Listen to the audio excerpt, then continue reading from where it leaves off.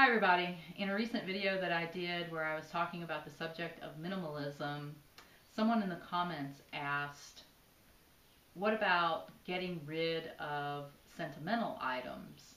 And so I thought I'd do a video sharing with you all what my take is on that subject. The short answer is, don't be sentimental or nostalgic about items.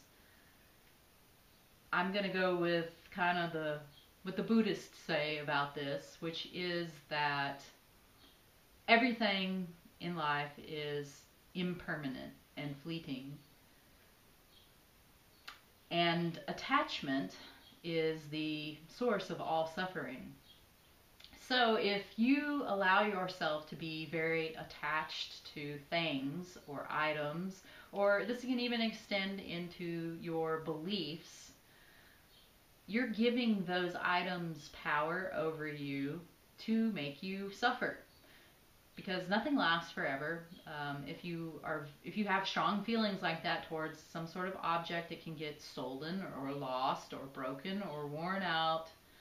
And when it does, if you're super attached to it in a nostalgic or sentimental way, you're going to suffer. And suffering is the manifestation of many different feelings, negative feelings like frustration, anger, sadness, all of which are not pleasant to feel and are a form of suffering. So my ultimate advice is that don't form those kind of attachments to things, to objects. Now, I know this is probably pretty difficult for a lot of people, and I didn't always feel this way about it myself, but as I've gone along through this, exploring this idea of minimalism for myself, what I have found is that I've been kind of liberated from getting that feeling about things. That's the short answer. The long answer is, from speaking from my own experience, don't start out trying to get rid of the sentimental items. If you're trying to purge unnecessary stuff from your life, what I did was I began with stuff that was super easy for me to get rid of. Like, I wasn't attached to it at all. It was no problem for me to throw it into a bag or a box and take it away. Of course, eventually I worked through all of those types of items and didn't have any more of that stuff. So the next level of items were things that I was moderately attached to, perhaps like clothing and stuff, gadgets and things that I felt like I had a value, and it was more difficult to get rid of. I would actually sit and debate myself about, should I get rid of this thing or not? And I had real strong arguments within myself as to reasons why I should keep them. So it took a little bit more self-discipline on my part to stick to my guns and make the firm decision to get rid of stuff that, even though it might have had some sort of value, I wasn't using it, it wasn't necessary, it was just extra stuff that I knew I didn't really need. And so I had to work through all of kind of that level of things that I had, getting rid of it.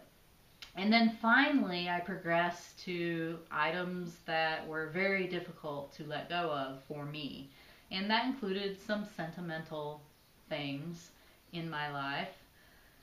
But what I discovered in going through this process of minimizing and starting with things that were totally easy to get rid of and progressing up to things that were more difficult is that I was learning from the experience of getting rid of things that the only time I ever really thought about debating myself on whether or not to keep something, or worrying over it, was when I had the object right in front of me and I was trying to make the decision. Otherwise, it was in a cabinet or a cupboard somewhere and I never thought about it.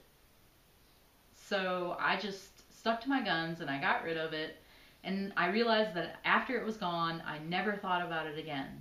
And I can honestly say that there is nothing that I have gotten rid of, and I've gotten rid of a lot, like hundreds and hundreds and hundreds of items. I'm not sure of the exact number, but I've gotten rid of a lot of stuff, a very substantial. I imagine you could probably fill one of those extra large U-Haul trucks with all of the things that I have gotten rid of pretty easily. So, out of all that stuff, there hasn't been a single item that I regret getting rid of, or that I have missed, or that I have really spent any time at all thinking about. So, once the stuff is gone, you're not going to miss it.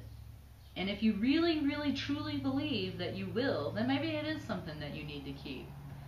But I would try to strictly minimize, being the topic of minimalism, the items that you want to hang on to that have some sort of like more emotional type value to you. There are some things that I've kept, and I try to keep them small items, things that are don't take up much space and are easy to tote around with me.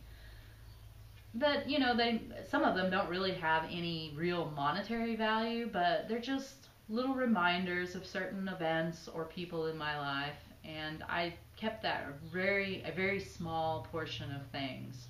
So it's no big deal.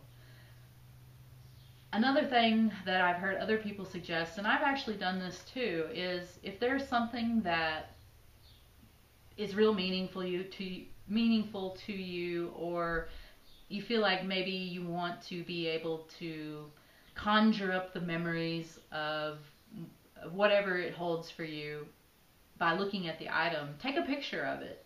I've got a folder in my computer full of pictures of things that I felt that way about, that I thought, well, maybe I would like to recollect someday that I did at one time have this object. And so I took pictures of things. And to be honest, I really haven't spent much time looking at them, but they're there in case, I ever want to. Something else that I've discovered is that I really don't need these things to bring up memories that are important to me of places or people or events. That those things are contained within me, and that's where I hold my nostalgia, is for the what's in my mind and my heart and stuff, instead of placing it onto objects. If there's something that you have that is very valuable, or perhaps it's been in your family for a super long time, it's got some historical value, then maybe think about giving it to some other family member. You can make a gift out of it to someone who will super appreciate it, and you don't have to worry over the guilt of getting rid of some family heirloom. You know that it is now in someone else's hands and continuing on within that family. Something else that other people have done, I don't have any experience myself with this, but if you have something that's really old, or it's of a value or historical importance, maybe consider donating it to some local museum. Even in the little small town where I currently live near, they have a small museum, and I've been to it, and it's really neat, and they've got a lot of really cool old stuff in it, and there are little tags in front of some of it, and it's been donated by certain families, or sometimes it'll say it's on loan. So I would assume then that if the people who like loaned it ever did want to have it back, they would have the right to come and get it. But there it is on display, and it's able to be enjoyed by a lot of people. Strangers, people that you'll never meet, may get some sort of value out of this item that is some historic, has history or whatever within your family, and that's your way of sharing that with the greater a greater audience, a greater world. And it sort of puts it to a good use in my mind, rather than sitting in storage or in some box or something somewhere where nobody's ever going to be able to appreciate it. So, like I said, short story or short version of the answer is develop in yourself the capacity to realize that objects, you shouldn't have emotional attachments to objects. I don't think that it's the healthiest way to think about life and approach things.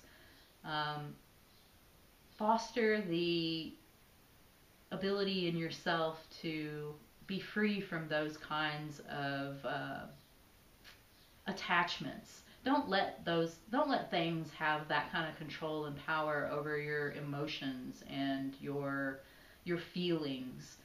Um, it's far better, and I think that part of this journey of minimalism for me has actually been that I didn't start out feeling that way, but as I've gone through this and experienced what effects it's had in my life, I've learned and changed in my thinking that that doesn't really even happen to me anymore. I don't